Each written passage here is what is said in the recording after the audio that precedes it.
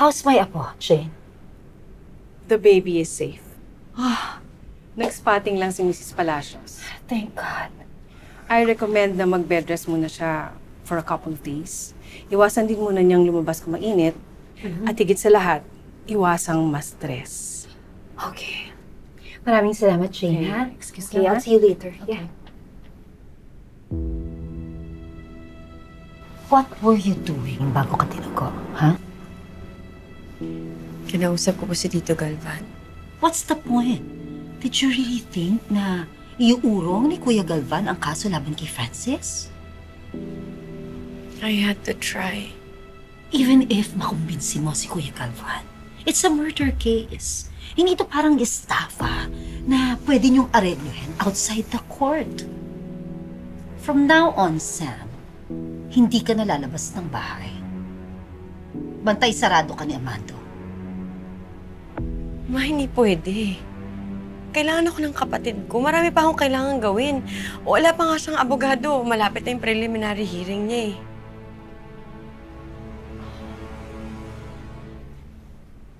Huwag ka na makialam doon, ha? Mawala ng ibang aasahan yung kapatid ko.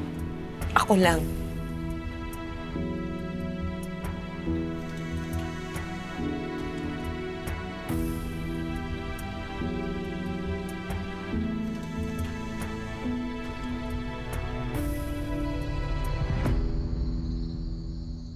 My driver will pick you up tomorrow, attorney. Good night. Tulungan mo si Francis? This case is consuming Sam. Nakita mo naman yung nangyari kanina, hindi ba? Lumalambot ka na yata kay Sam. She's still carrying Paco's child. Teka, Amando, bakit parang ayaw mong mangialam ako? Magagalit ang kuya mo pag nakialam ka.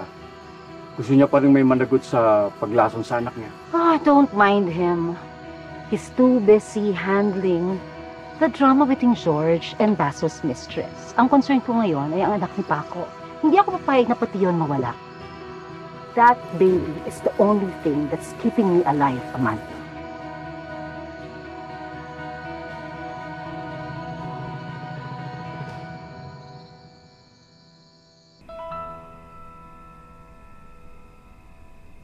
How could you leave me and humiliate me?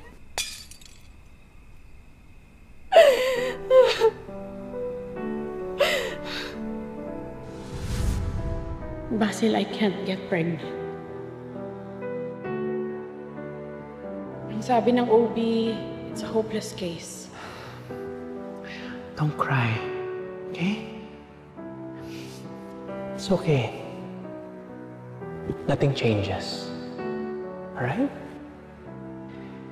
Hindi mo bago pagmamahal ko sa'yo. Kung di tayo magkakaanak, so be it. It'll just be you and me from this day until the end of our days. Kaya ba okay lang sa'yo na hindi ako magkakaanak? Dahil alam mo magkakaanak ka na sa iba.